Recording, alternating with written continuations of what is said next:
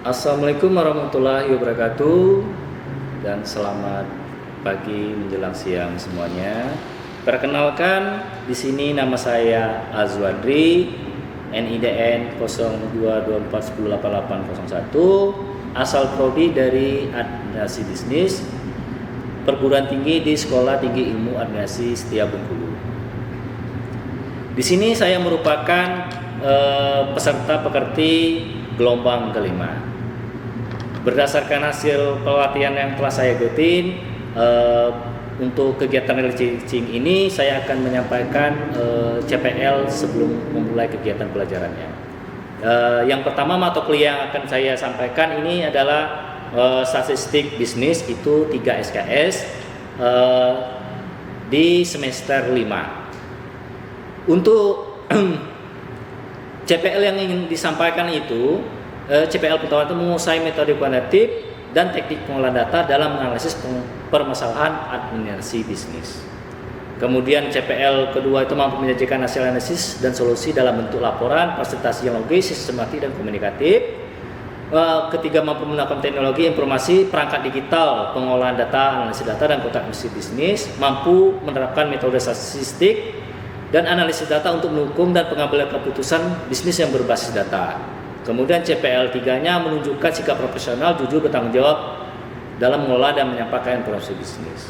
Di sini saya akan menyampaikan per pertemuan berdasarkan CPL yang sudah dibuat. Pertemuan pertama, minggu pertama itu adalah mampu mengintegrasi jenis data dan skala pengukuran, itu merupakan CMK 1. Pada minggu kedua itu mampu menjelaskan fungsi statistik dalam pengambil keputusan bisnis, itu merupakan CMK 1. Pertemuan ketiga dan keempat itu mampu menggunakan Excel untuk menyajikan data dalam tabel dan grafik, merupakan CMK 2. Pertemuan minggu kelima itu mampu mengolah data numerik menggunakan Excel SPSS, merupakan CMK 2. Pertemuan ke-6 ke-7 itu mampu menghitung ukuran pemusatan dan penyebaran, merupakan CMK 3. Pertemuan ke-8 itu adalah UTS, melakukan penilaian evaluasi terhadap kegiatan pelajaran dari pertemuan 1 sampai ke-7. Itu kita lakukan UTS. Pertemuan 9 ke-10 itu lanjut ke materi, itu membahas tentang mampu melakukan uji hipotesis dan uji chi-square, merupakan CMK 3. Pertemuan 11 ke-12 itu mampu menganalisis regresi dan korelasi sederhana, merupakan CMK 3. Pertemuan minggu ke-13 itu mampu menyusun laporan hasil analisis data dan CMK 4. Pertemuan ke minggu ke-14 itu mampu menyajikan hasil analisis dalam format presentasi CMK 4. 15 pertemuan ke minggu ke-15 itu mampu menunjukkan sikap etis dan tanggung jawab dalam pengolahan data, merupakan CMK 5. Pertemuan minggu ke-6 itu adalah UAS, ujian semester, berdasarkan materi yang telah disampaikan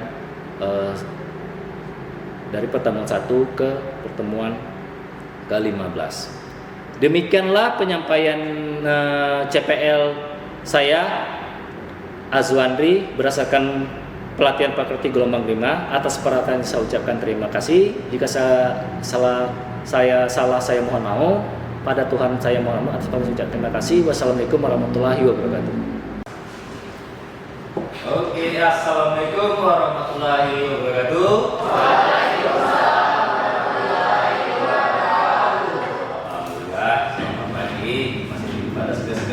Alhamdulillah, sehat semua.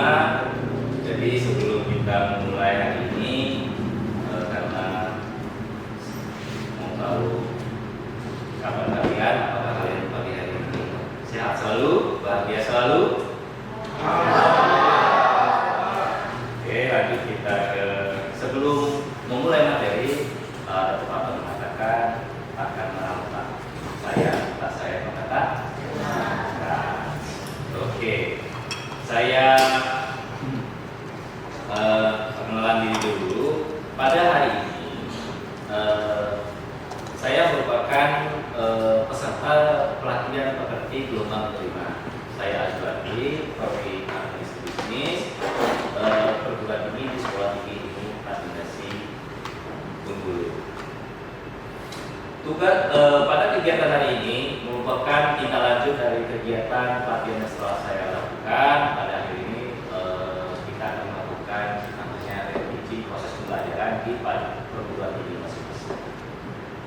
Jadi pekerti ini yang diselenggarakan di LPP Universitas Bengkulu bekerja sama dengan Badan Pelatihan Pekerti ini sangat bagus untuk menunjang mahasiswa, mahasiswi dan dosen di seluruh Indonesia. Ya, jadi ini sangat bermanfaat bagi kita semua. Oke, lanjut. Sebelum dimulai, saya akan panggil dulu nama-namanya. Reti Anggara. Oke. Reti Anggara dari mana ini? Dia Sungai Hitam. Asli sana ya. Oke, Yolanda dari Oh, Pak ya. Pak ini bahasa Rejang ya? Oh, tidak. Bisa bahasa Rejang? Enggak bisa. Berarti pendatang ya? Iya, oke. Rido Moyo dari mana? Bengkulu. Di mana tadinya? Jalan Melati. Asli sana? Iya. Sudah lama di sana? Tahun 2 tahun sebenarnya. Dekat di Bengkulu. Oh, sebelumnya Sebelumnya di Solebar sebelah. yang asli dulu gitu. Iya. Maharani. Maharani dari Bengkulu, cuman terakhir tinggalnya itu sempat di Komputer di Simpang Jambi, tapi udah pindah ke Babakan. Oh, memang dulu lama ya asli ya. Rapeka. Rapeleo. Mana? Oh iya Rapeleo. Gimana? Asli mana Rapeleo? Bengkulu. Anggur. Ada anggur atas, ada anggur bawah ya. Anggur bawah itu di? Oh, anggur bawah. Anggur atas?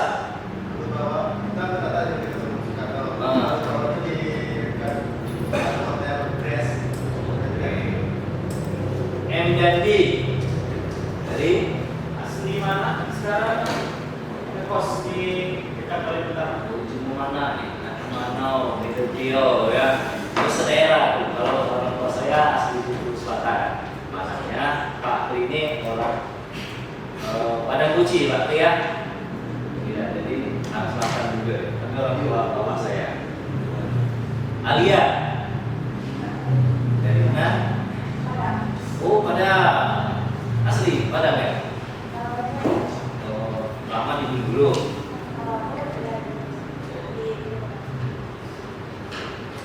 Agus, iya. Jadi Gengkui dulu ya.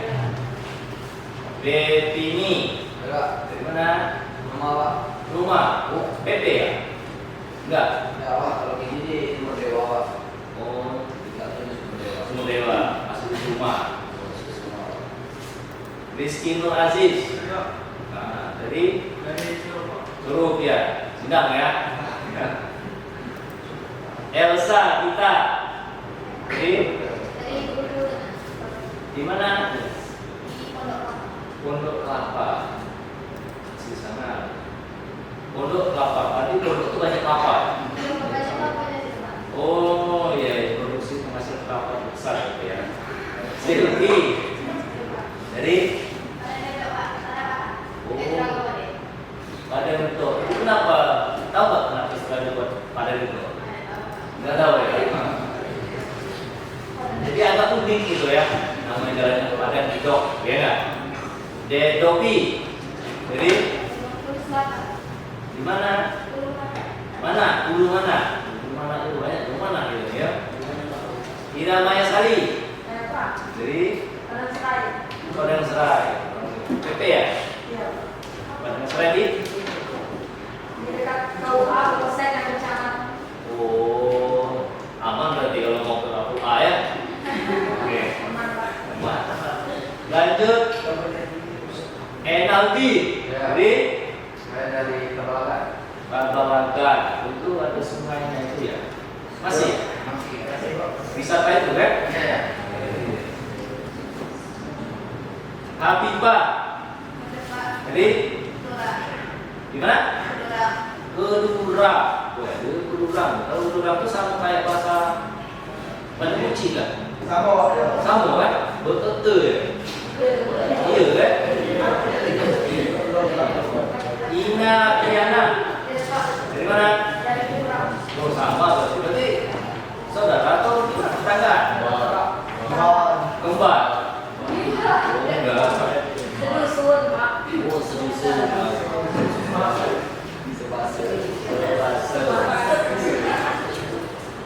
Kemudian Muhammad Ali Akbar.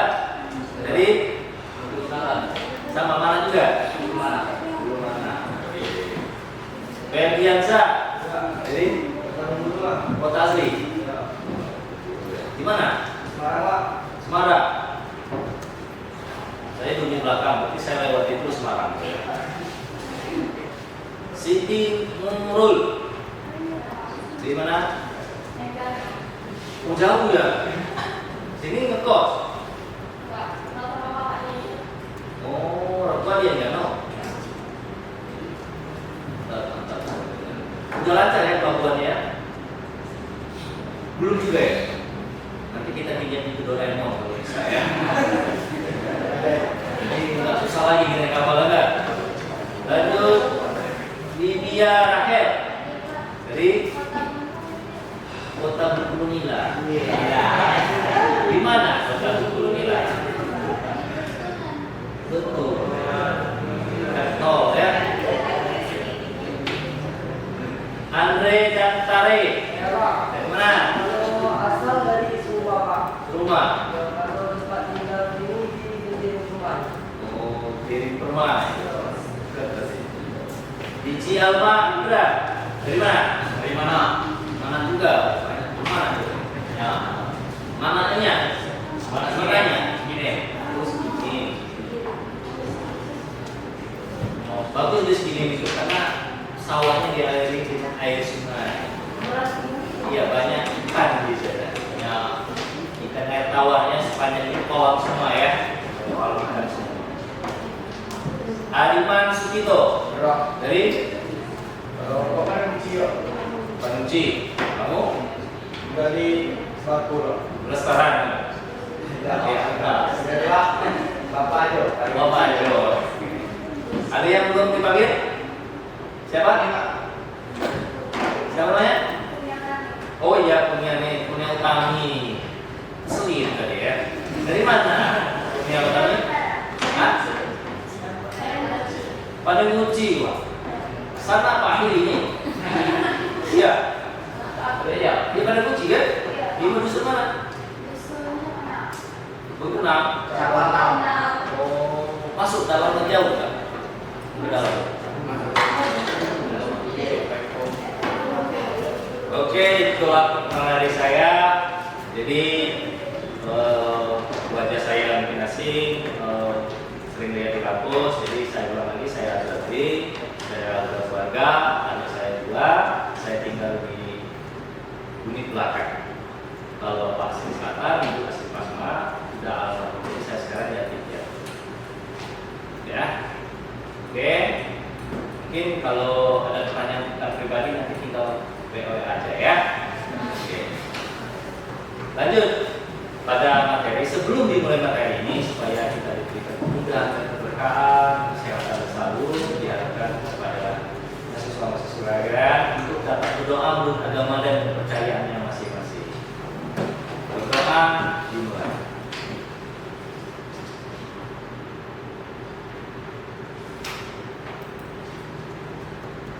Doa selesai. Oke, karena kita sudah berdoa, alhamdulillah kita diberi kemudahan dan kesehatan selalu ya pada Tuhan Yang Esa. Kita lanjut kepada materi ini. Nah, di materi ini kita akan belajar mengetahui apa itu namanya pengolahan data deskriptif. Waduh Pak, kalau urusan datanya pusing kepala saya. Kalau bisa dia namanya hitung-hitung itu harus dihindari ya enggak? Padahal enggak. Statistik ini pasti 1 tambah 1 jelas 2, ya kan? Tapi kalau aku cinta padamu belum tentu dia suka, ya kan? Iya lah, benar nggak? Itu kan nggak pasti. Gitu. Berarti kalau suka kamu pasti udah tahu jawabannya.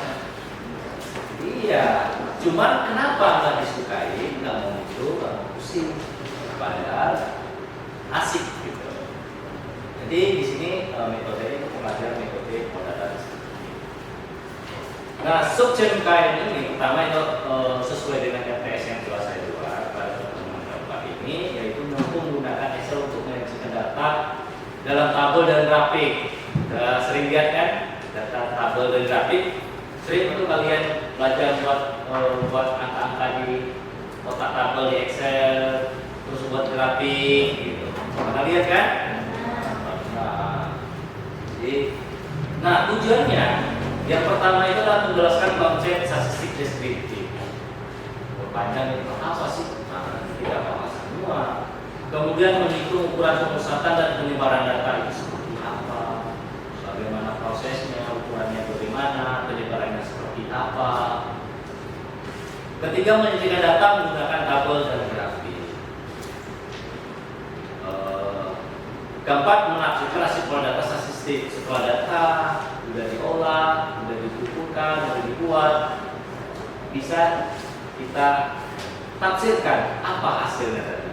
Apakah sangat puas atau tidak puas? Gitu. Oke. Nah, sebelum kepada materi selanjutnya, kepada mahasiswa sekalian kita akan melakukan post test. Ya, post test.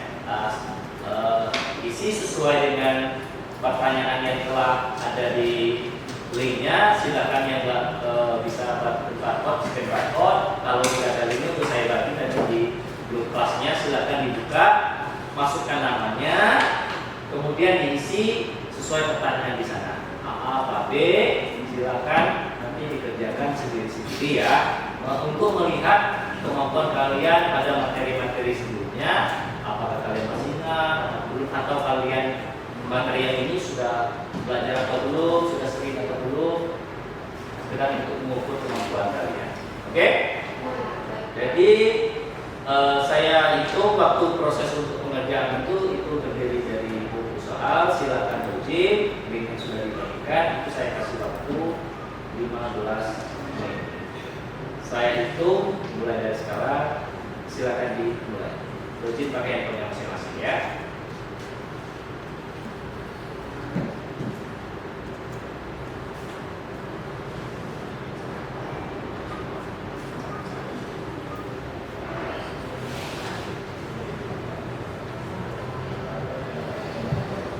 Kerjakan sendiri-sendiri. Kita coba aja dulu nanti gimana kemampuan kalian.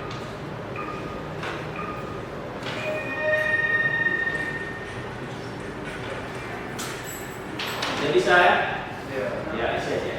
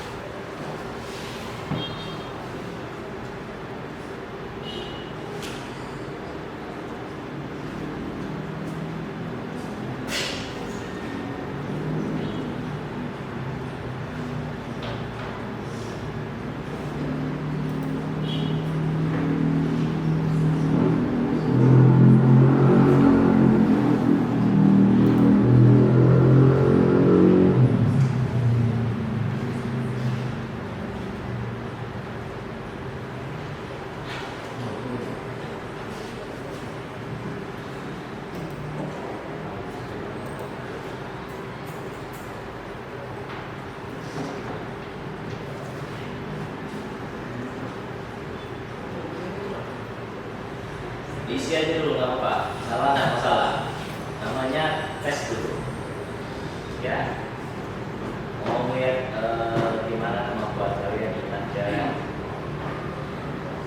Nggak dihukum salah ya, aman aja.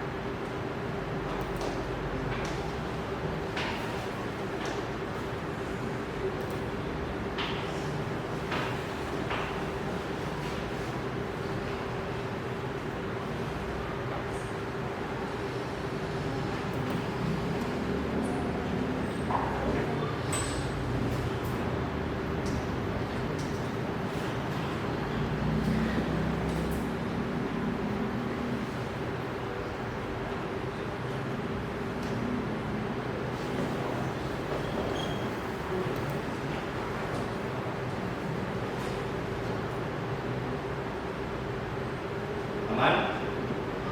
Aman ya? Udah ada yang selesai belum? Belum?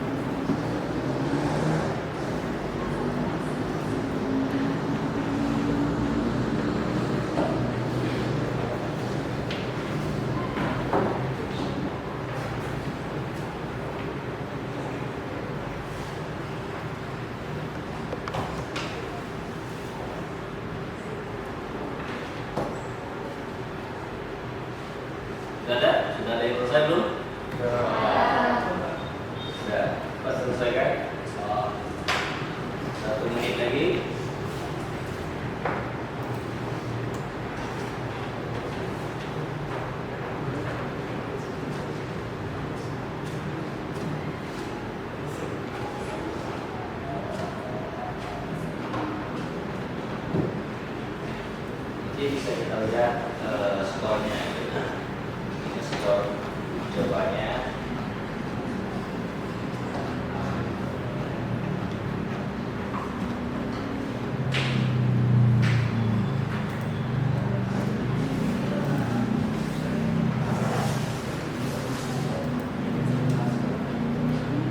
Nggak apa-apa, ya, jangan malu, nggak apa-apa. Kan dihukum nanti ya. Nanti kan kita mau tahu setelah belajar dan sebelum belajar apakah ada peningkatan atau ada tetap gitu. Ini kan karena belum belajar materinya belum masuk, jadi nggak ingat. Jadi setelah belajar selalu ada peningkatan.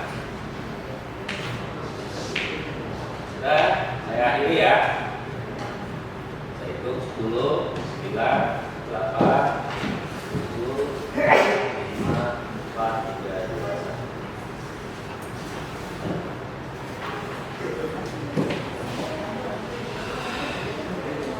Muhammad Dadi, wah, jadi betulnya 17 dari 21.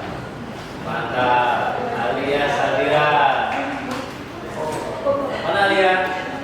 Wow.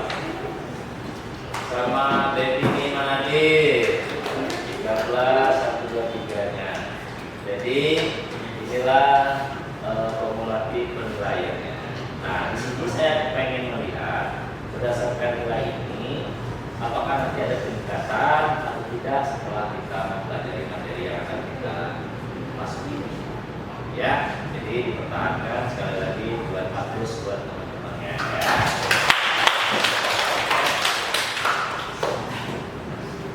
Oh, itulah ujian post-test kita. Selanjutnya kita langsung ke materi intinya bagaimana proses pembelajaran langsungnya.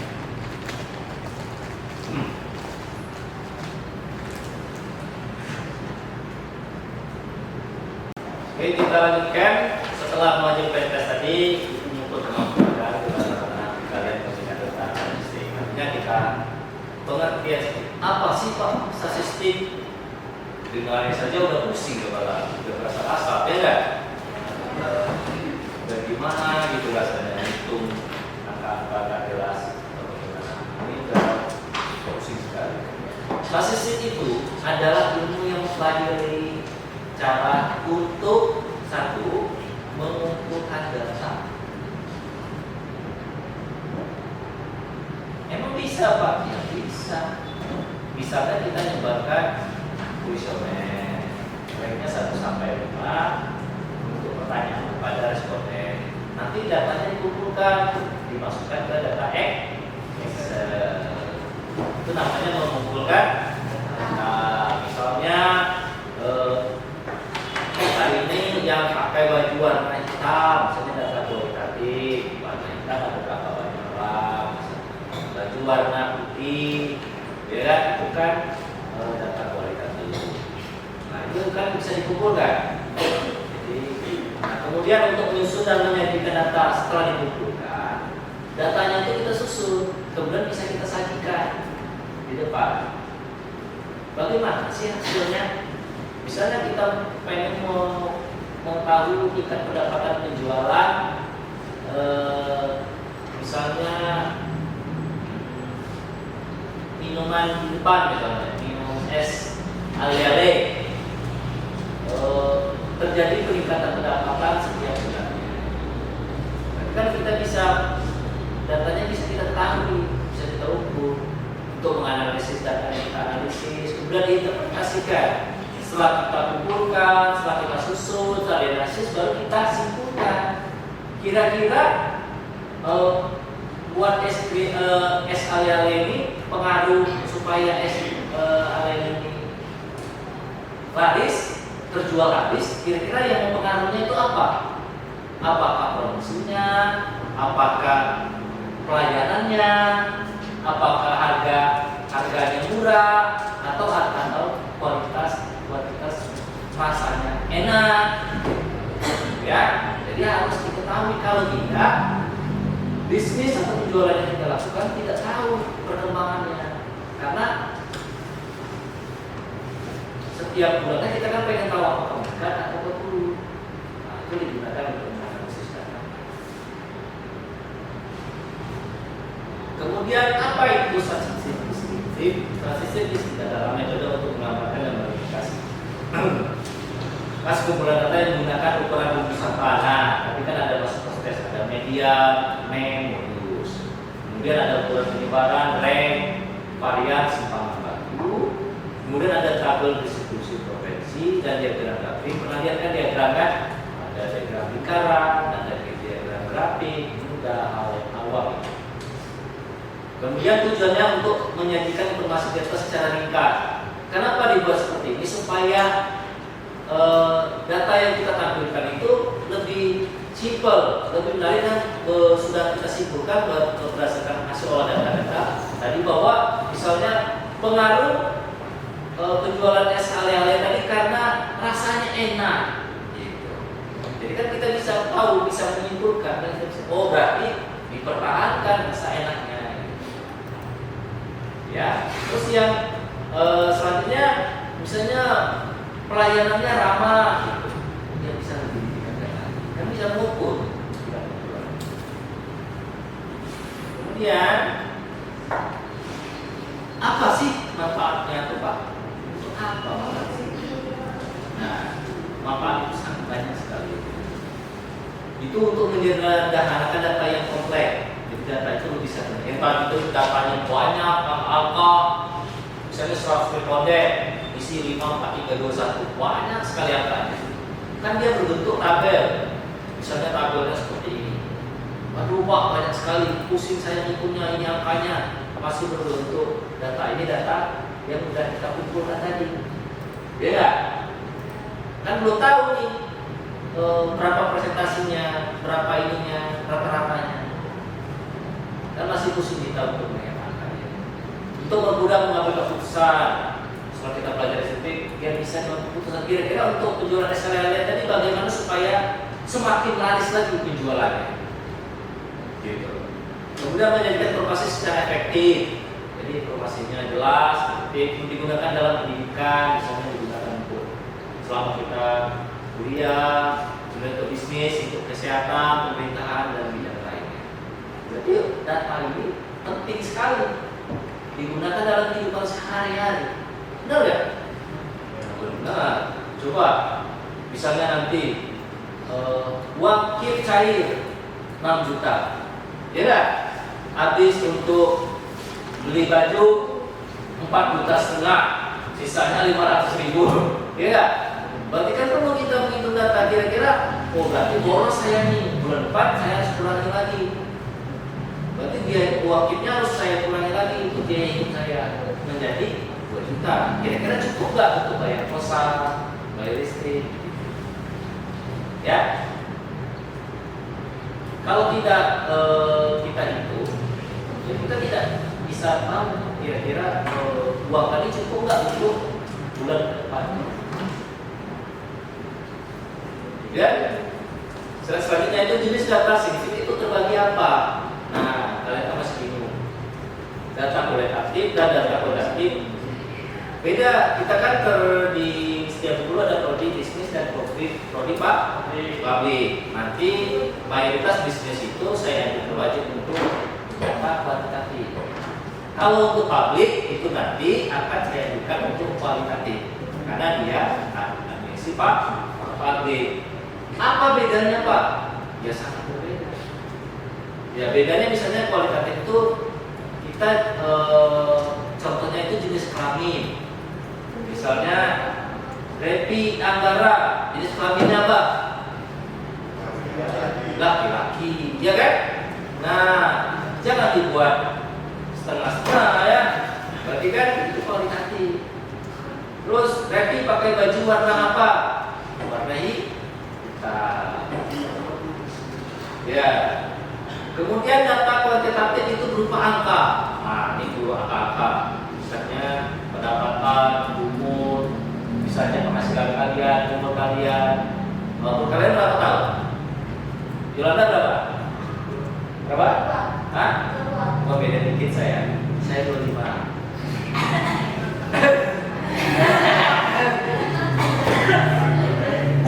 Maunya ya. Jadi kita nggak cuma berbeda, cuma selisih 2 tahun, ya nggak? Jadi belum kelihatan tua-tua banget kan? Iya.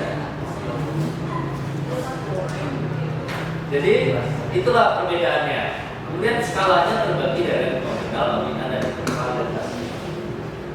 Nah, lanjut kita ke studinya. Pak, kami masih bingung. Gimana sih data kualitatif yang benar yang bagusnya itu? Nah, seperti ini data kualitatif.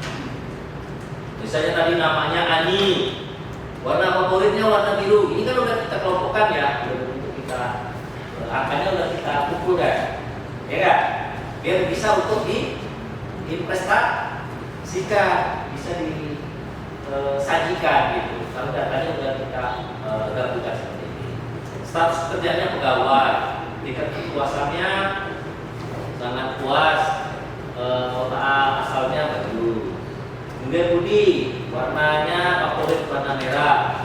Dia statusnya sebagai mahasiswa, tingkat kepuasannya selama jadi mahasiswa sangat puas. Kota asalnya Yogyakarta. Citra misalnya warna favoritnya hijau. Dia tidak bekerja, tidak puas dia, karena dia tidak bekerja, ya kan? Kemudian kota asalnya Surabaya. Jadi itu warna kuning, suatu kerjanya itu pegawai, cukup puas, kota asalnya Jakarta. Eka itu warna favorit biru, suatu kerjaannya di usaha, tingkat kepuasannya puas, kota asalnya Eka. Lanjut kita jenis data kualitatif. Tadi udah tahu kan sekarang, udah tahu bedanya kualitatif kuantitatif. Jadi paham ya? Sudah tahu, sudah bisa membedakan data kualitatif dan data kualitatif. Nah, kualitatif itu warna favorit itu termasuk jenis kualitatif nominal. Penjelasannya tidak bisa diurutkan karena biru, merah dan lain-lain. Dia tidak bisa diurutkan. Dia termasuk nominal, tidak bisa diurutkan. Status pekerjaan nominal karena kategori tanpa urutan. Tingkat kepuasan ordinal karena dia bisa diurutkan, ada urutannya. Yang tadi tidak puas, cukup, puas dan sangat puas. Karena ada urutan itu bedanya ordinal sama nominal. Ingat ya, ordinal sama nominal itu bedanya seperti itu. Nominal itu tidak bisa diurutkan, ordinal itu bisa diurutkan. Lanjut, ciri-ciri datanya. Tidak terbentuk angka, meskipun bisa dikodekan angka untuk analisis. Kan dari tadi kita lihat data kualitatif nggak ada angka kan? Nggak ada. Tidak bisa dihitung rata-ratanya secara matematis. Bisa digunakan untuk statistik kualitatif, misalnya preferensi warna favorit, presentasi status pekerjaan, dan terdapat tingkat kepuasan.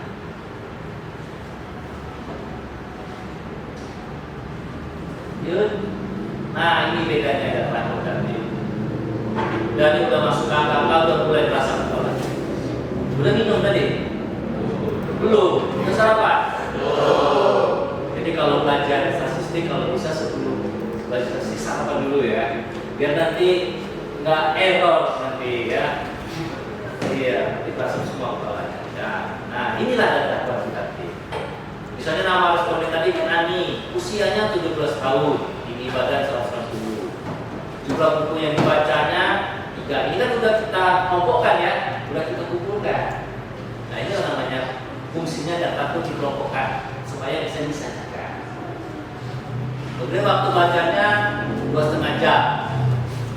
Budi itu umurnya 19 tahun, tinggi badan 172. Jumlah buku dibaca banyak ya 5. Waktu belajarnya per hari 3 jam. Setelah itu usianya 18 tahun, tinggi badannya 165. Jumlah buku yang dibaca 2, waktu belajar itu 1,5 jam. Kemudian Edi 20 tahun, tinggi 174. Waktu belajar 2 jam. Eka usianya 21 tahun, 168, 6 dan belajarnya.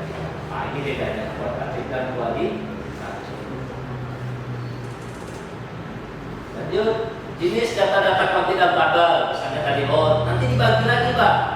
Kuantitatif itu ada yang data discrete atau kontinu atau kontinu. Misalnya usia. Jenis kuantitatif jelasnya bisa dihitung dan sering dianggap kontinu. Karena bisa dihitung usia itu kan ada yang 17, 18, 19. Kontinu.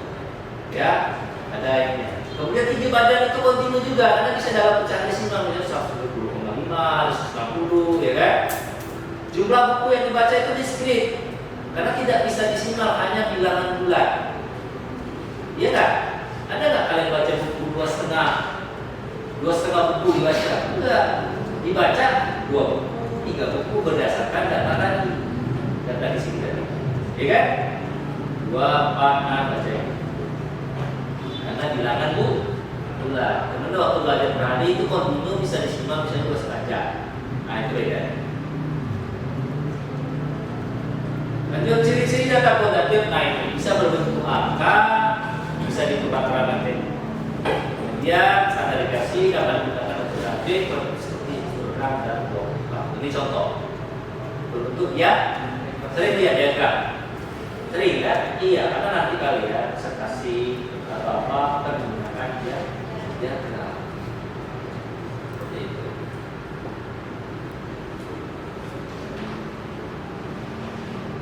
Kemudian ukuran pemusatan. Nah, siapa itu? Wah, datang yang di sini apa yang asli? Ya, iya, 11-12 ya, beda dikit ya kan? Itulah kecanggihan menggunakan IT AI. Jadi kalian bisa mengedit foto kalian, gambar kalian, biar lebih walaupun badannya bukan punya kalian, ya kan? Walaupun tadi keren pen bisa atletis ya kan? Ya, ini bisa digunakan untuk jangan digunakan asal-asalan seperti apa? Foto profil IG Facebook, nah itu gawat nanti ya. Nanti ada yang nakal dengan kasusnya di orang tahunya yang umur beda, yang profilnya beda, ya kan? Ada kan sering itu? Iya sering itu. Wah jadi ya.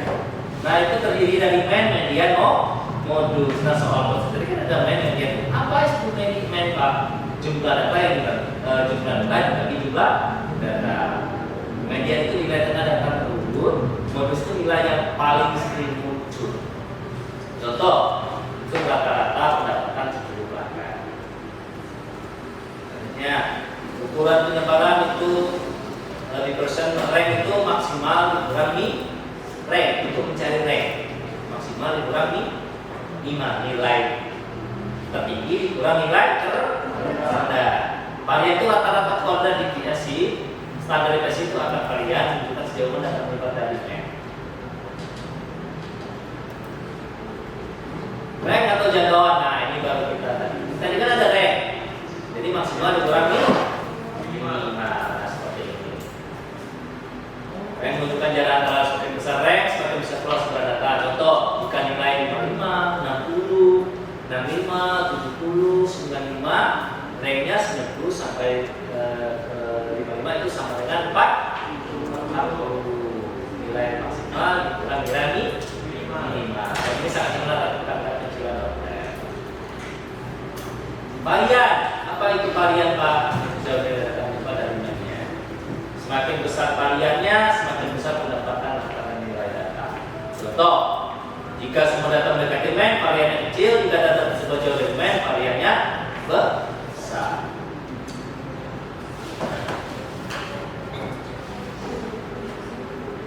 Standar deviasi itu adalah angka dari yang memiliki sampel sama dengan data hasilnya tidak dikuadratkan. Ini adalah ukuran paling umum digunakan untuk melihat sebuah data. Contoh penggunaan jika SD nilai ujiannya sama dengan 5, sebagian besar siswa berada di kurang lebih di angka 5 poin dari rata-ratanya. Itu namanya standar deviasi. Kemudian langkah-langkah menyusun distribusi frekuensi. Apa sih Pak langkah-langkahnya?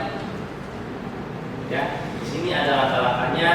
Itu membuat tabel distribusi frekuensi, menentukan jumlah kelas di depan, menyusun program surat-surat dan formularnya.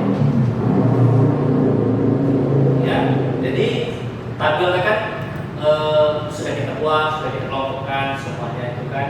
Nanti baru kita lakukan konversinya. Perbedaan metode penyajian data, misalnya tabel, apa bedanya?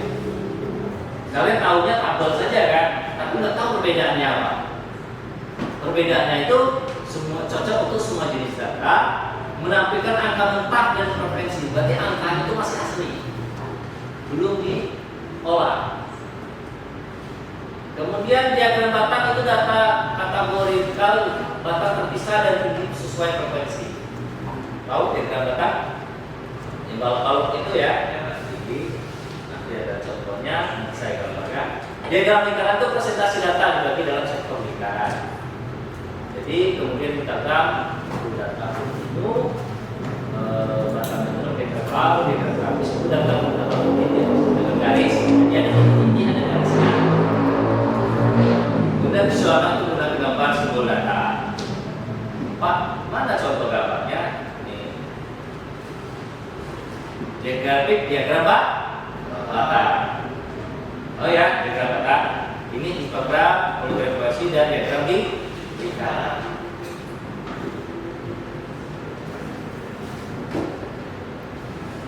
Selanjutnya, setelah dikasih data sensitif, kasus kebersamaan ini skala tadi. Untuk mengukur tadi skalanya bisa 1 sampai 5 dari kasusnya. Langkahnya kalkulasi instrumen median bergrafik, interpretasi asal menggunakan pusat. Itu dalam untuk mengolah data sensitif itu setelah kasusnya harus kita membuat skalanya itu 1 sampai 5. Misalnya sangat puas 5, puas 4, cukup 3, tidak puas nomor 4, nomor 2, nilainya. Misalnya nilai sangat puas itu nilainya skalanya 5, puas itu skalanya 4, cukup itu skala 3, tidak puas skala 2, sangat tidak puas skala 1.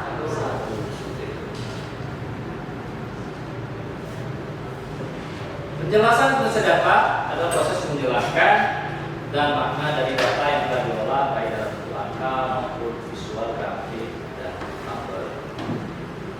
Seperti ini tujuannya untuk mengambil kesimpulan. Yang bermakna menjawab pertanyaan dari data menjadi dasar dalam pengambilan keputusan. Itulah fungsinya. Oke, gimana? Masih segar? Masih ya? Masuk pagi ya di sini ya. Oke, lanjut. Interpretasi ukuran penyebaran ini contohnya. Ukurannya untuk perbesar data dari nilai tengah. Misalnya ukuran sederhana rank, selisih nilai maksimum dan minimum semakin besar dan semakin berlimpah. Interpretasinya itu diinterpretasikan. Simpanan baku misalnya mengukur jarak rata-rata tiap data dari main, makin kecil makin konsisten simpanan baku. Kalau varian itu simpanan baku badan digunakan dalam hitungan segmen. Contoh misalnya, ini contohnya coba dilihat. Nilai minimum 60, nilai maksimum 90. Berarti ada range-nya kan? 30. Simpan bakunya ada 8. Nah, kita interpretasikan. Nilai siswa badannya cukup besar tentang 30 poin. Simpangan baku 8 berarti sebagian besar nilai siswa tidak terlalu jauh dari rata-rata. Karena di datanya kan sudah ada. Ini interpretasi, kita interpretasikan data yang sudah ada. Kemudian misalnya tabel frekuensi melalui tabel kita bisa melihat nilai paling sering muncul. Nah, nilai mana yang paling sering muncul? Untuk mengetahui jumlah nilai, menemukan kelompok nilai terbanyak, misalnya nilai 60 frekuensinya ada 1, 65 2, 75 ada 3, 80 ada 3, 85 ada 2, 90 ada 2, 95 ada 2, 100 ada 1. Kita interpretasikan nilai 75 paling sering muncul. Frekuensinya apa? Karena dia paling sering muncul, paling banyak di antara yang lainnya. Sebagian siswa mendapat nilai antara, berarti kalau frekuensinya 4 berarti antara 75 sampai 85. Seperti itu.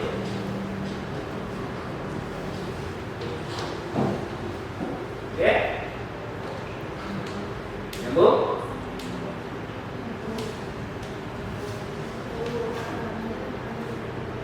Diambil nilai tengahnya frekuensi 4 dari 75 sampai ke 85, akhirnya 75 sampai 5. Karena jarak antara per ininya kan 5, 20, 75. Ya? Oke. Lanjut. Interpretasi diagram grafik itu diagram berbatang. Tadi kan udah lihat di batang, diagram lingkaran, histogram dan diagram garis. Misalnya untuk melihat diagram batang perbandingan kategori tentang sepertinya kategori dan porsi banyak. Diagram lingkaran misalnya positif kategori dua, sektor terbesar kategori dominan.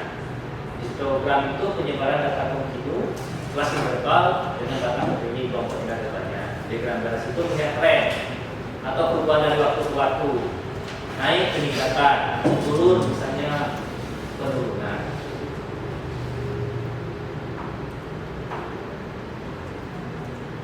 Nah, kita investasikan, selanjutnya udah kita pelajari masalah data nanti semuanya. Kita investasikan dalam bisnis, kegiatan bisnis. Contohnya misalnya menggambarkan di data kerja misalnya rata-rata penjualan per hari, rata-rata pengeluaran pelanggan. Kita pengen tahu sebagai pebisnis itu pengen tahu rata-rata penjualan per harinya berapa, rata-rata pengeluaran pelanggan itu berapa. Misalnya digunakan untuk buat proyeksi dan target misalnya target rata-rata penjualan kita guna misalnya antara cabang satu dengan lainnya. Jadi misalnya kalau kita punya cabang A, B, C kan kita punya cabang-cabang nih. Kita pengen lihat presentasinya misalnya penjualan produk per hari cabang A, B, C itu yang mana yang paling banyak, yang paling laris. Misalnya jika total penjualan 5 hari misalnya di toko A 5 hari itu 10 juta, maka mainnya itu 10 juta dibagi 5 hari, jadi per harinya itu jadi 2 juta karena dia 5 hari, jadi satu harinya itu 2 juta. Itu adalah net. Oke.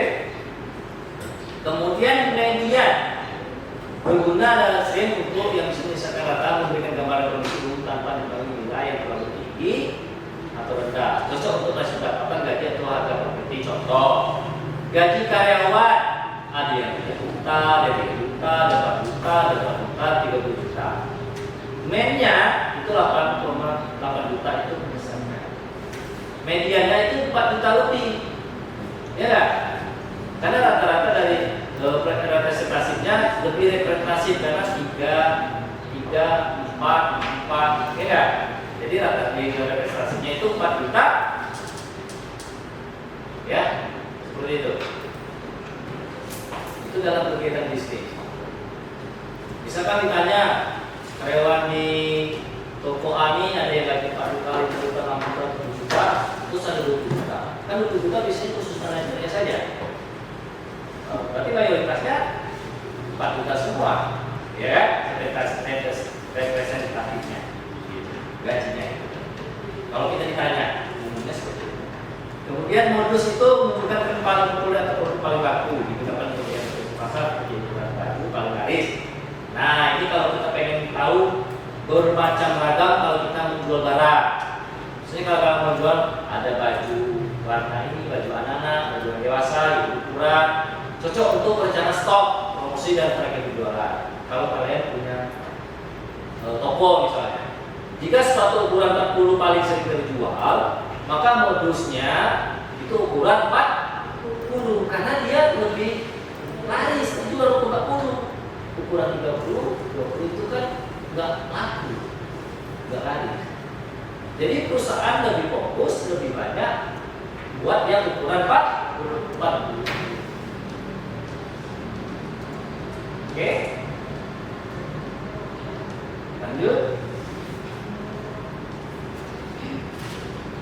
Nah, tadi kan kita sudah mempelajari masalah kita akan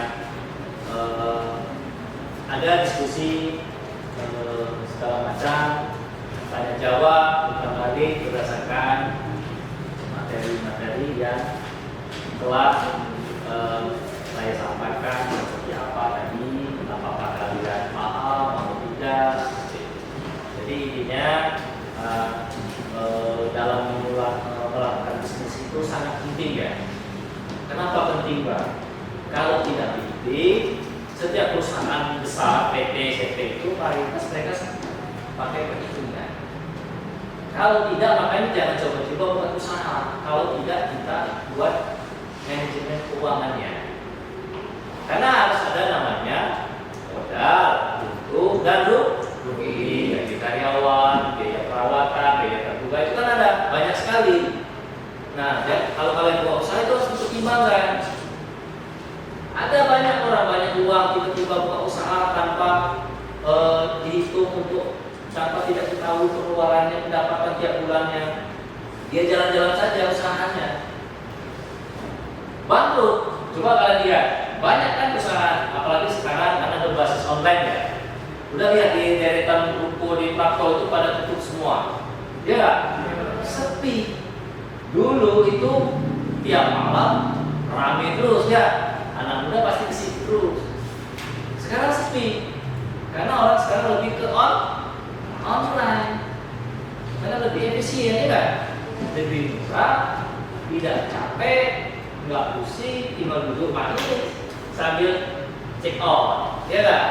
Nanti di keranjangnya penuh check out tadi. Apalagi yang cewek, tapi belum di oke kan, belum dibayar, ya kan? Betul kan? Ya jelas lah, pasti. Kalau nggak penuh, nggak mungkin. Yang penting cuci mah.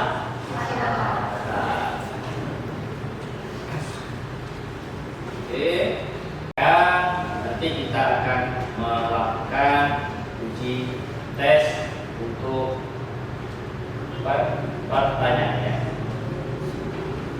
Oke, kira-kira tadi yang saya jelas ini panjang lebar kalian paham enggak gitu ya? Nah, pertanyaan pertama ini berdasarkan materi yang telah kita pelajari dari tadi sampai sekarang, data-data SPT, kira-kira apa yang kita pelajari dari tadi? Ada yang bisa jelasin nggak? Oke, silakan. Dengan siapa?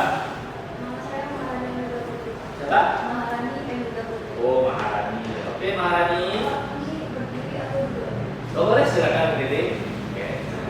Baiklah, dari semua penjelasan yang Bapak sampaikan tadi, saya sempat mencatat tentang MEAN dan juga median serta modus. Dan di sini saya bisa mempelajari bagaimana cara menghitung MEAN, median, dan modus. Dan ketiga itu caranya sangat berbeda, termasuk yang MEAN tadi untuk menentukan hasil dari angka tersebut, kita bisa menjumlahkan seluruh data, lalu membagikan dengan banyaknya data. Lalu kalau median kita mencari nilai tengah dari angka-angka tersebut. Setelah itu modus itu kita mencari angka yang paling menonjol, seperti dari angka 1 sampai angka 10.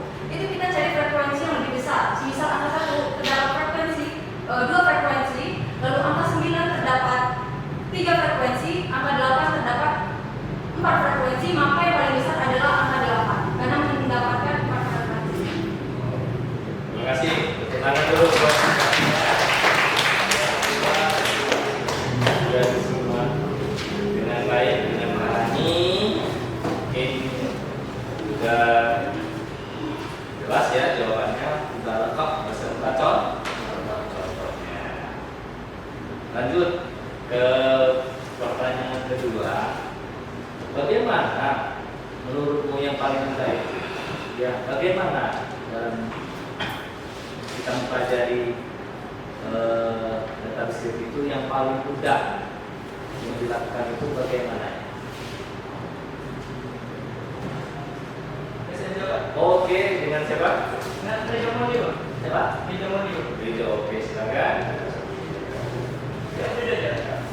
Berdiri juga boleh, biar kelihatan gantengnya. Itu aja, oke. Lanjut. Yang saya pahami dari materinya itu tentang pelibatan Pak.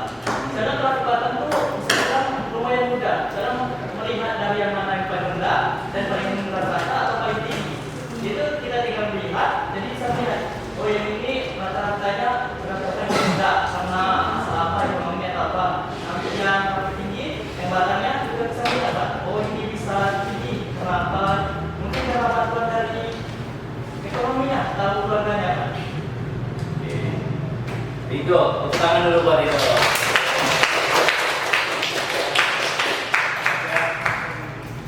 Ini satu lagi.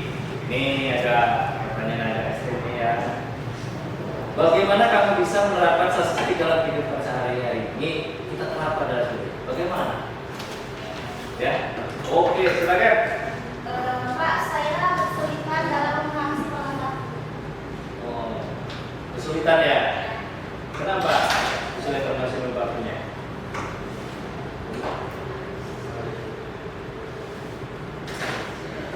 Agak susah.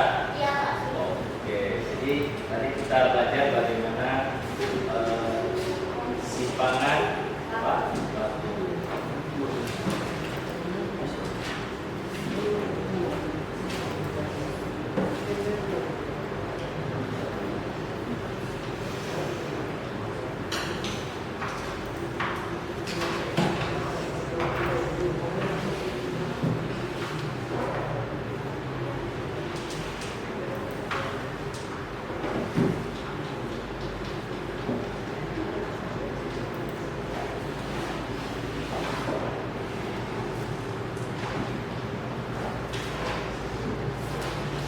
Oke, selanjutnya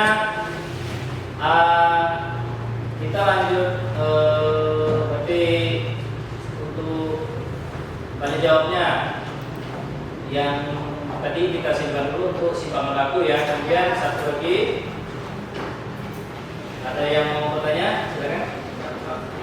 Oke.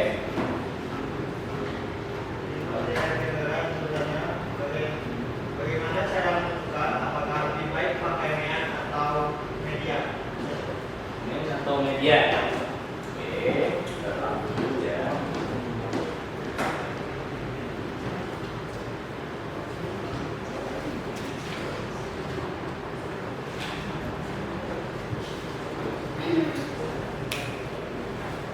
Lanjut.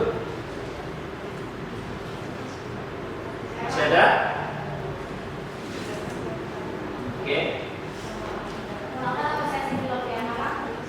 Di sini saya mau bertanya tentang materi tadi, apa bedanya histogram dan diagram batang? Program dari Gerak Batang ya. Ya.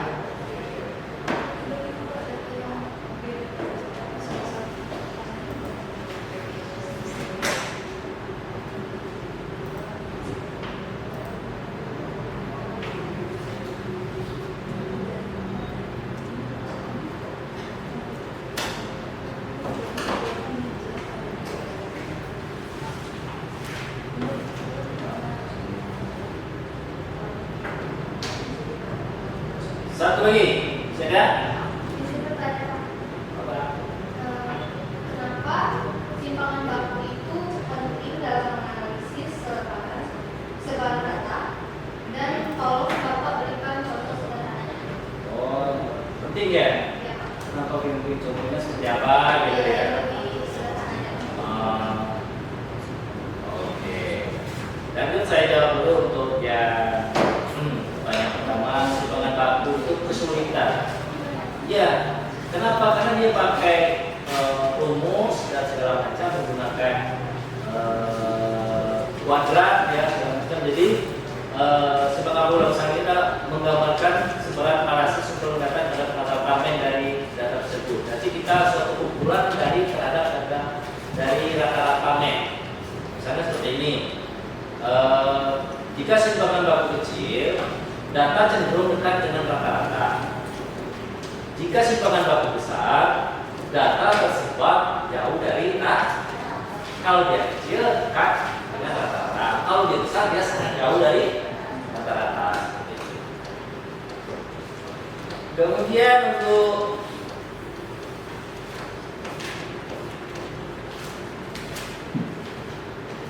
Pak, bagaimana cara menentukan apakah lebih baik pakai men atau mengikat? Kalian bingung nih, kira-kira yang mana yang paling enak dipakai ya enggak?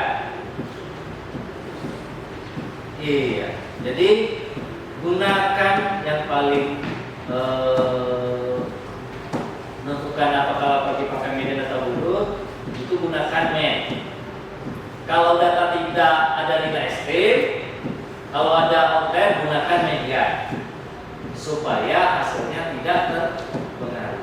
Jadi kalau gunakan men, kalau datanya itu tidak terlalu ekstrim, tidak terlalu besar, banyak ya, itu gunakan men. Kalau dia median itu supaya hasilnya tidak terpengaruh. Kalau ada outlier-nya baru menggunakan men, ada ularannya seperti itu menggunakan median. Kemudian apa itu beda histogram dan di dalam data? Histogram itu untuk data kontinu, tadi sudah dijelaskan ya. Histogram itu data kontinu, batangnya menyatu, diagram batang untuk kategori batang terpisah. Tadi kan batangnya terpisah-pisah. Ya tadi.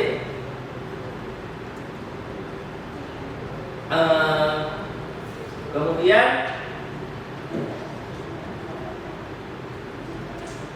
mengapa simpangan baku penting dalam mengakseskan sebarang data? Contohnya apa?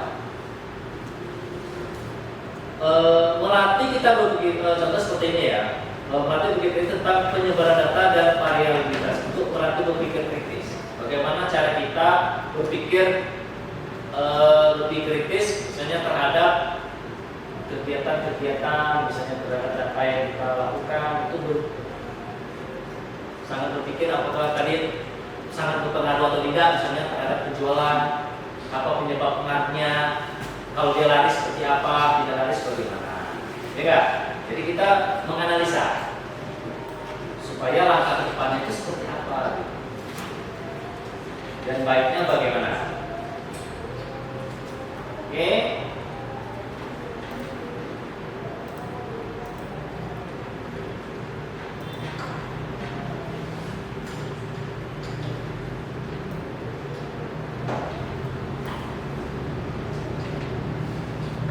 Kita lanjut ke materinya lagi.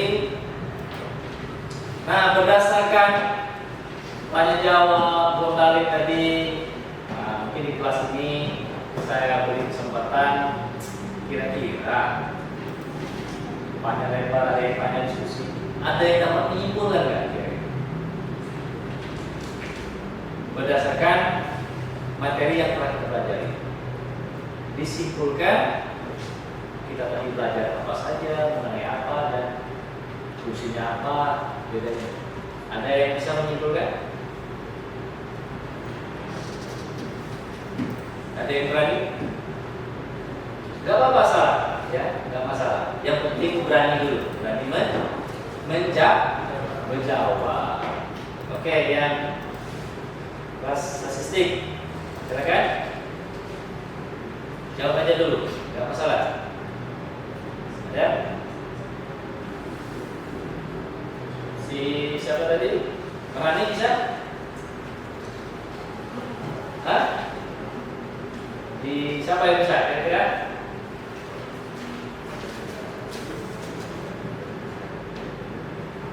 Oke, silakan. Tepuk tangan dulu.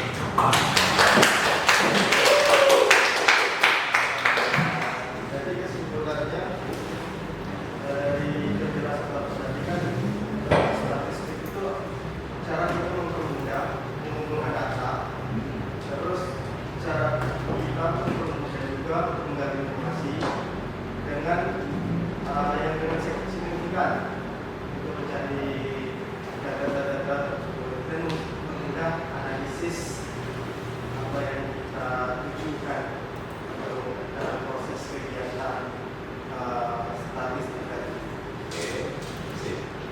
Oke, kita mulai ya. Itu sangat penting ya.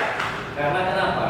Kalau kita tidak paham, jangan coba-coba buat usaha atau apa.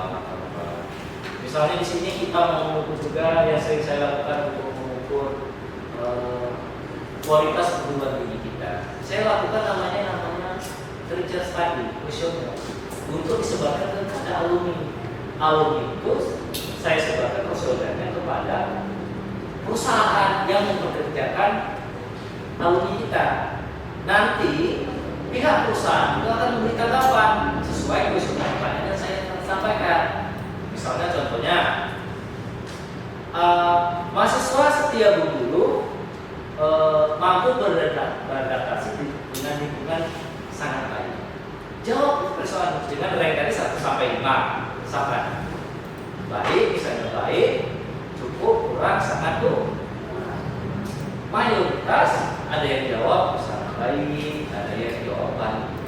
Itu tujuan untuk apa? Supaya kita tahu lulusan kita dulu setelah tamat mereka ini siap di dunia kerja. Ya kan? Kalau dia tak siap di dunia kerja, itu kesulitan kita bersaing. Bayangkan di Bungkul ini berapa perguruan tinggi? 1 tahun berapa kali wisuda? Ya kan? Iya, berapa kali wisuda 1 tahun? Belum uni 4 kali, 1 kali wisuda 1000. Belum UNP, belum UIP, setia dan lain-lain. Apakah kita bisa bersaing di antara mereka? Harus bisa dong. Dengan catatan kita harus punya skill, punya keterampilan. Maka saya bilang kalau statistik itu jarang orang yang suka. Karena jarang suka itu dicari orang.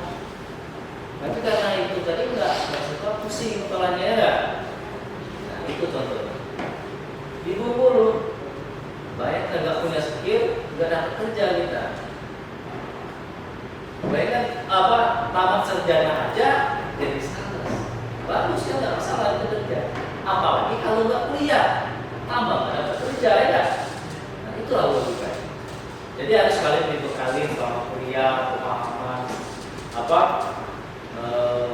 skillnya, kemampuan, public speakingnya itu paling utamanya. Public speakingnya, attitude-nya, etikanya, terus apalagi tata tertibnya, manajemen waktunya.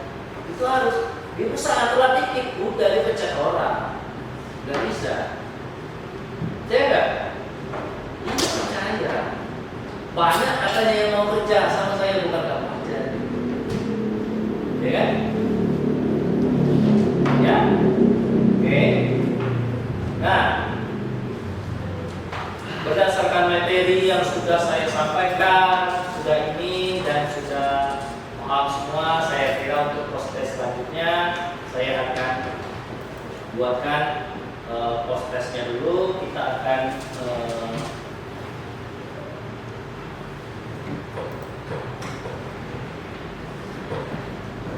melakukan uji coba lagi ya.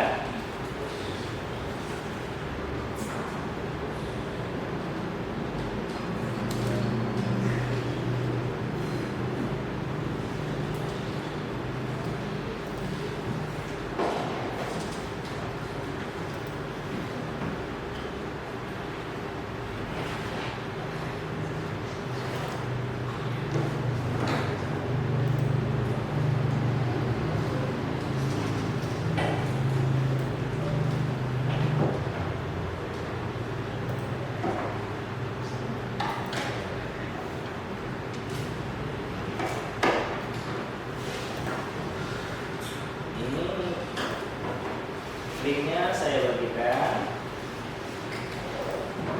Untuk lalu bagian teman-temannya ini scan barcode-nya.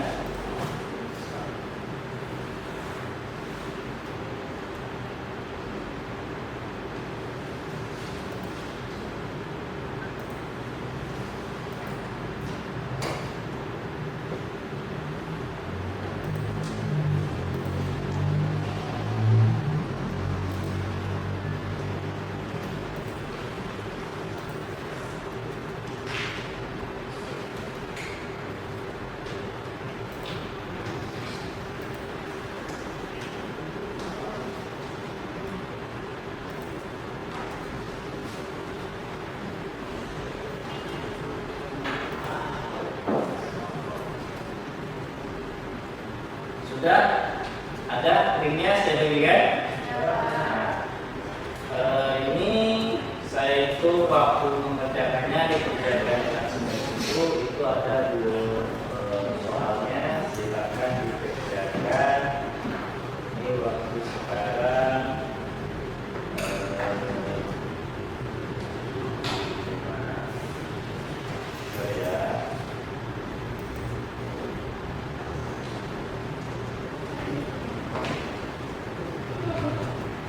saya kasih waktu 15 menit dari sekarang. Oke, silakan dikerjakan.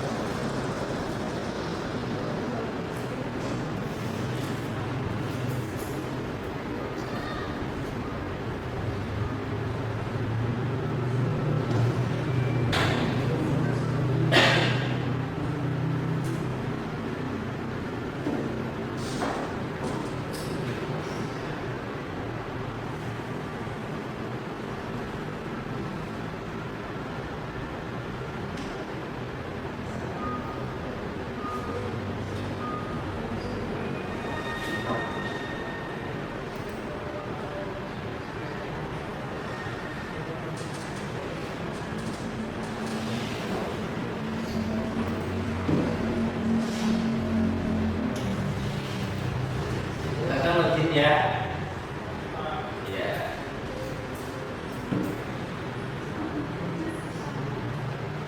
Jadi udah di scan aja kalau di link yang nggak bisa semua ya. Bisa dilihat dan loginnya.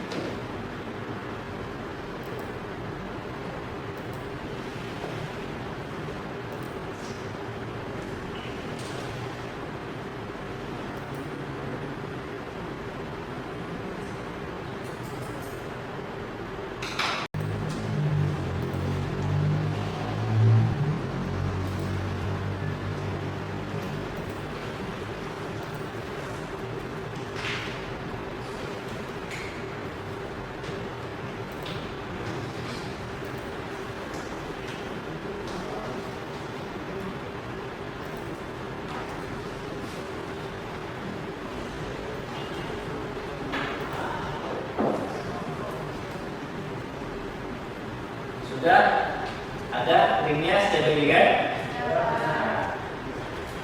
Ini saya itu waktu mengerjakannya dikerjakan langsung itu ada dua soalnya, silakan dikerjakan. Ini waktu sekarang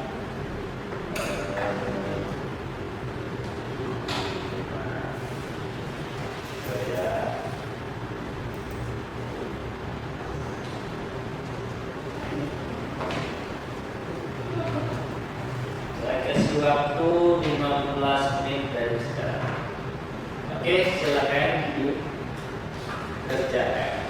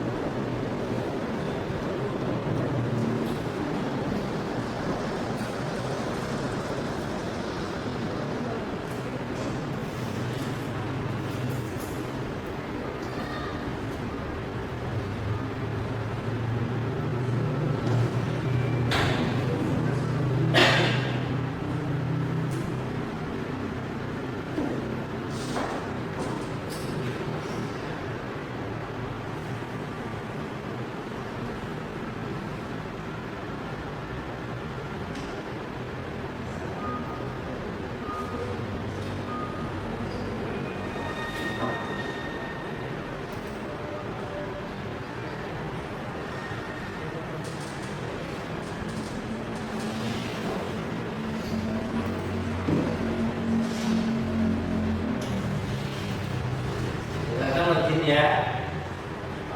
Ya.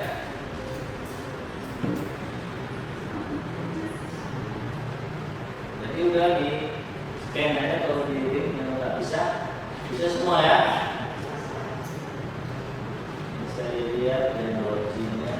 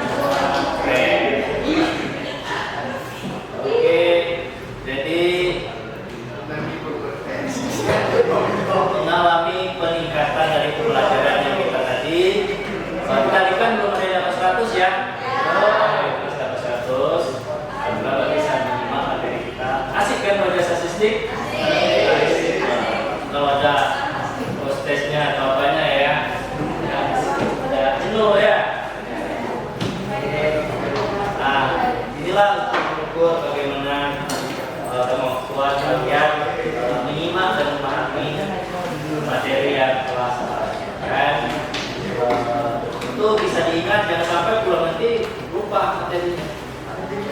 Ya, harus ingat. Oh, ya kali ingat sampai rumah harus ingat. Jangan sampai lupa ya. Nah ini contoh misalnya yang saya bilang tadi, contoh data-data yang kalian ulang, misalnya kan ranknya 1, 4 sampai 3, 3, 4, 2. Ini kan ranknya tadi kan 1 sampai kita ambil ini ambil ranknya 1 sampai 4 saja. Misalnya responden 1, misalnya responden 1 kan pertanyaan pertamanya lulusan memiliki motivasi tinggi untuk belajar dan berkembang. Dijawab responden pertama, pertanyaan pertama dengan dipilih angka 4, berarti sangat setuju. Kemudian yang ini pertanyaan kedua, lulusan mampu beradaptasi terhadap perubahan dan tempat kerja. Tetap satu orang tadi respondennya, misalnya di perusahaan PT kapal api misalnya. Pertanyaan keduanya dia jawab kasih nilai 3, berarti sangat berarti tadi kan kalau 4 sangat bagus, berarti 3 jadi bagus. Kan nggak ada yang kasih nilai angka 1. Inilah contoh data konten yang dihasilkan untuk semua data yang kalian sebarkan nanti ke sebenarnya untuk menghitung bagaimana lulusan kita ini setiap tahunnya apakah memiliki kemajuan tidak lulusannya, apakah bisa beradaptasi tidak terhadap pengembangan dirinya di lingkungan kerja. Oke, nah seperti ini ya contohnya. Oke, nah berdasarkan hasil materi yang kita tadi, berarti kita kan rencana tidak lanjut pembelajaran ini, kita masuk ke sesi sekarang. Lega ya, lega sekali ya. Yang pertama kita kan langkah kegiatannya memahami konsep statistik. Beda tujuannya untuk memahami perasaan statistik dan analisis data. Nanti kita pelajari teori statistik, PS diferensial. Tool bahan yang digunakan itu buku statistik atau buku atau artikel. Nah, kemudian ukuran pemusatan dan penyebaran yang kita pelajari tadi ya, itu menguasai konsep, rumus, median, modus, standar, definisi dan lain-lain. Tadi sudah dijelaskan itu pemusatan, penyebaran dari data dan contoh interpretasi hasilnya menggunakan kalkulator, Excel atau kertas kerja. Visualisasi data itu menyajikan data agar pola terlihat jelas, misalnya bisa histogram, graf, dan diagram batang dan data bandingkan dengan seperti Excel dan Google Sheet. Kemudian studi kasus menerapkan hasil sederhana, ambil data set kecil, misalnya data nilai siswa, misalnya analisis visualisasi, data set sederhana menggunakan VSD atau Excel. Refleksi atau versi mengenai kemampuan membaca. Tujuan kita refleksi tadi untuk menilai kemampuan kalian, ya kan? Apakah kalian paham materi yang saya sampaikan? Kemudian ini untuk langkah kita nanti ada tugas untuk pertemuan selanjutnya, ya. Nanti silakan di ini. Di sana ada langkah-langkahnya. Yang pertama, sebelum kalian membuat tugasnya, langkah pertama itu pilih atau kumpulkan data sederhana dulu. Kemudian rambu-rambunya kalian minimal 10 data, boleh nilai siswa, boleh tinggi badan, waktu belajar. Data harus menarik, bisa diolah secara sintetik. Itu rambunya. Tentukan ukuran pemusatannya. Kalian itu dulu hitungannya, mediannya, modusnya. Kemudian hitung ukuran penyebarannya, hitung ranknya, hitung standarnya, boleh menggunakan Excel, ya. Ingat ya, ini rambunya ya, langkah-langkah untuk buat tugas. Kemudian buat visualisasi datanya wajib buat minimal 2 jenis grafik. Tadi kan udah belajar grafiknya, Instagram, diagram matang. Gunakan alat bantu Excel, Google Sheet atau manual di gambar kan bisa. Sekarang banyak menggunakan aplikasi lain seperti ini, ya kan? Analisis hasil, jelaskan arti dari main tadi. Kita udah dapat mainnya, mediannya, standar deviasinya dalam konteks kata. Bandingkan hasil tadi dengan grafik, apakah saling mendukung atau tidak. Kemudian tulis kesimpulannya. Apa dapat disimpulkan dari data tersebut? Apakah datanya cenderung rata, berubah, luas, atau pusat pada nilai tertentu. Kemudian dikerjakan per kelompok. Ya, nanti buat dikerjakan kelompok, buat pendahuluannya, penjelasannya, tujuan tugasnya, kemudian ada data mentahnya, buat grafiknya, analisis interpretasinya, kesimpulannya dibuat sesuai rambu-rambu yang sudah saya jelaskan tadi. Ini ya rambu-rambunya ya, dibahas, disimak.